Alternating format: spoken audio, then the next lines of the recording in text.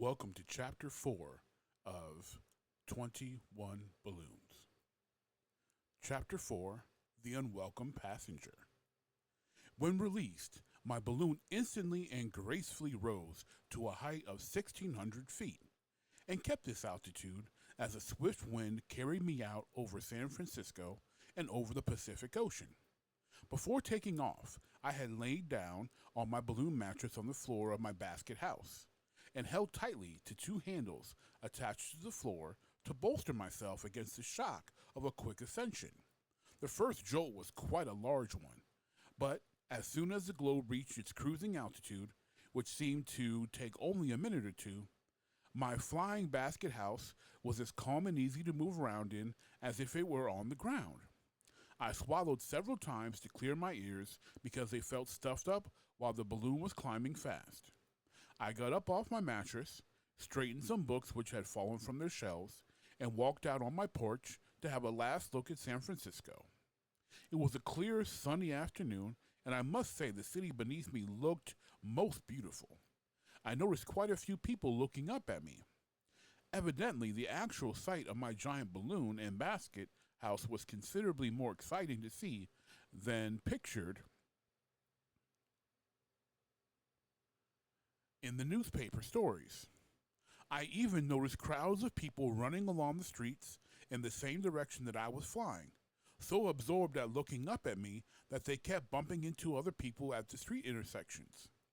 There was considerable confusion and even what appeared to me to be a street fight. This was most flattering. In less than 10 minutes, I was out over water and watching the coastline disappear from view. Several seagulls were following the globe as it flew all over the Pacific Ocean. Some of them rested occasionally on the balustrade around my porch, making my balloon descend a little.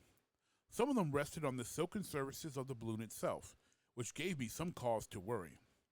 I knew the cloth, which was specially prepared and made to withstand tremendous punishment of all kinds, wouldn't be damaged by the gulls. But the sight of the birds, their sharp claws extended, coming in for a fast landing on my huge balloon, scared me to death. Mariners have often told me that they consider seagulls to be good luck, and always feed them by throwing garbage overboard. I didn't have any garbage at that early stage of my trip, and couldn't afford to spare any of my precious food for feeding birds, so I had to risk misfortune and let the gulls go hungry. My balloon house was nice to travel in, for except at noontime when the sun was directly overhead, there was always one side of the porch where I could sit in the warm sun. I did a great deal of reading, seated in a comfortable chair, my feet propped up on the balustrade. This was a truly enjoyable mode of life. At this last remark of Professor Sherman's, the other explorers in the well-behaved audience couldn't restrain a deeply felt sigh. I saved all my garbage for the first 3 days, storing it up front where the wind would carry its odor off ahead of the balloon. On the morning of the fourth day, I must say, the odor from this garbage was becoming quite unbearable. The wind, of course, is always behind you when you fly a balloon, since the wind travels faster than the balloon. Due to the friction present when such a massive body moves through the atmosphere, it carries all odors forward. However, the odors from my garbage had become so persistent by the fourth day that I was finding myself to be constantly flying through my own smells, as it were, a most disagreeable state of affairs. But then something truly wonderful happened. Rain clouds formed directly above me that morning of the fourth day, and it began to rain, and the wind blew the rain against my wicker house, making things generally unpleasant. This was excuse enough to unload my food ballast. Holding my nose with one hand, I walked up front and dumped all the garbage over the side. The globe instantly bounded up through the rain clouds into the sun again, and I continued on in fresh air and sunshine. I looked down at the rain clouds and took deep breaths of fresh air. I felt I had indeed mastered the elements to a most satisfactory degree. Nighttime in my balloon house was particularly enjoyable. The gentle motion of the balloon and my soft inflated mattress made a combination for perfect sleeping. I spent the early evening on my porch in solitary contentment,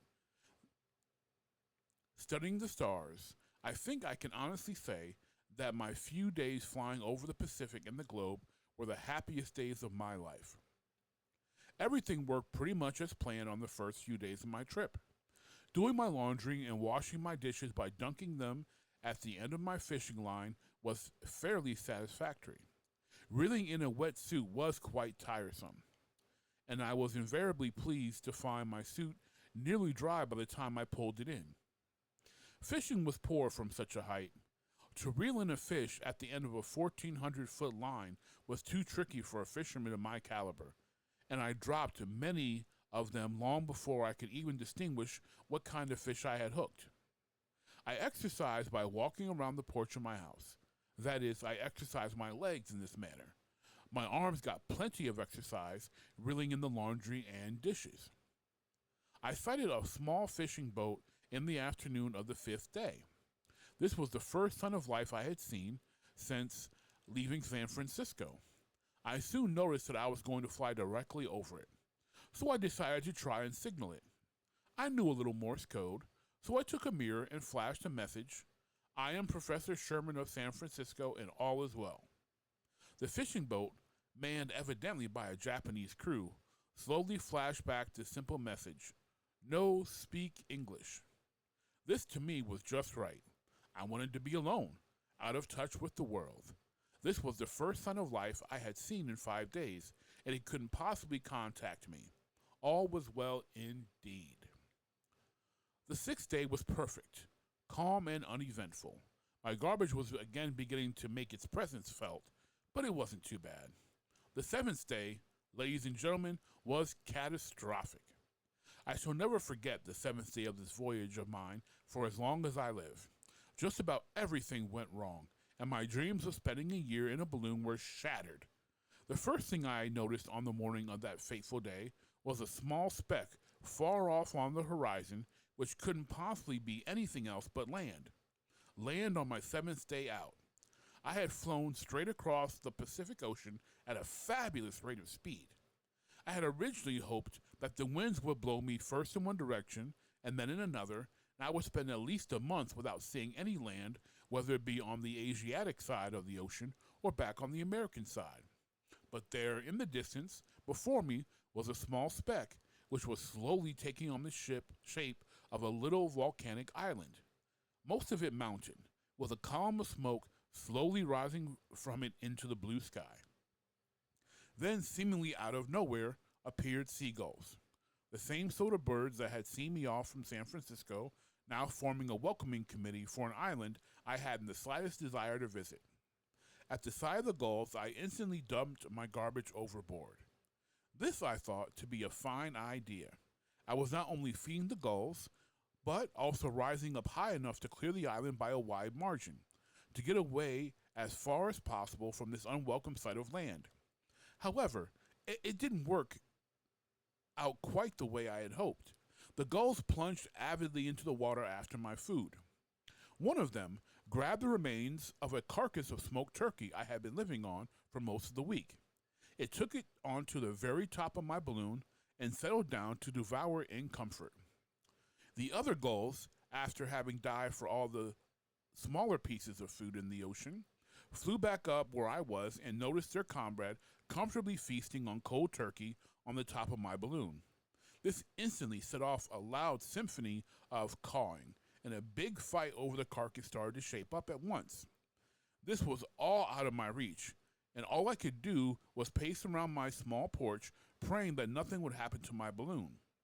I leaned over the balustrade, looked up, and saw one lone seagull gliding very slowly over the globe, his head hanging down with that frightening look of a hawk studying its prey. This was horrible. I hadn't thought of bringing a gun with me. The gull circled slowly around the balloon once, then dove. He plummeted straight for the turkey carcass. Whether he got it or not, I'll never know. There was a loud and confused seagull action on top of my balloon. It seemed to me they all flew away at once, And then I heard something ghastly, the sound of a seagull beating his wings and cawing for breath in the rarefied atmosphere inside my silken bag of my balloon. On this seventh day of my trip, which was supposed to last a year, I found myself with a hole in my balloon the size of a seagull. I was heartbroken. It was impossible for me to get at the hole in order to attempt to mend it. The globe had already begun to lose altitude. I had only one chance to try and land on the island.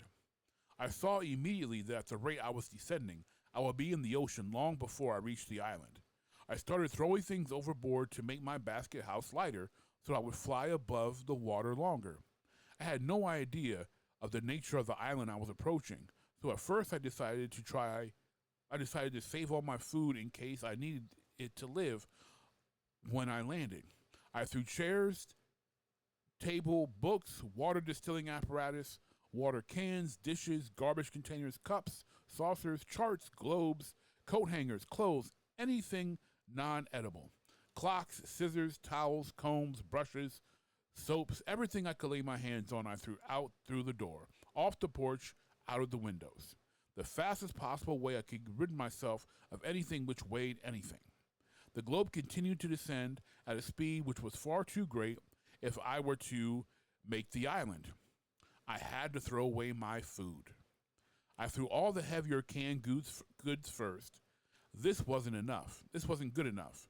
I threw the fruits, vegetables, smoked meats, everything in my house. I looked overboard. I was but a few 100 feet above the water, and the island was still over a mile off. Then I discovered something new and worse in the way of horrors. A school of sharks was following me in the water beneath and swallowing the food I threw as soon as it hit the water. This meant I had to make the island or fall among the sharks. I was desperate. There was nothing left in the house to throw overboard. I emptied my pockets, saving only my pocket knife. I threw the clothes I was wearing next, all of them except my right shoe. I walked around the porch, clinging to the window sills with my arms. I kicked the balustrade and uprights off the porch with my right foot. The balloon still had half a mile to go. There was only one thing left to do. I climbed up on the roof of my basket house, pulled the ladder up, and threw that overboard. With my pocket knife, I cut 4 of the ropes which attached the house to the balloon, one from each corner, and tied them securely together. I looped my left arm through these ropes. Then I grabbed my knife and slashed all the other ropes supporting my house. My basket house fell and splashed among the sharks, and the globe gave a small leap upward. I dropped my pocket knife, kicked off my right shoe, and prayed. A minute or two later, I felt my toes hit the water, and I shut my eyes, afraid to look and see if any sharks were about. But my toes only skipped once or two on the water's surface when I found myself being dragged across the beach of the island, and the giant deflated bag of the globe came to rest on top of a tall palm tree. I was exhausted, burned by the sand, and too weak to crawl out of the sun into the shade. I must have gone to sleep on this beach. And that was chapter 4.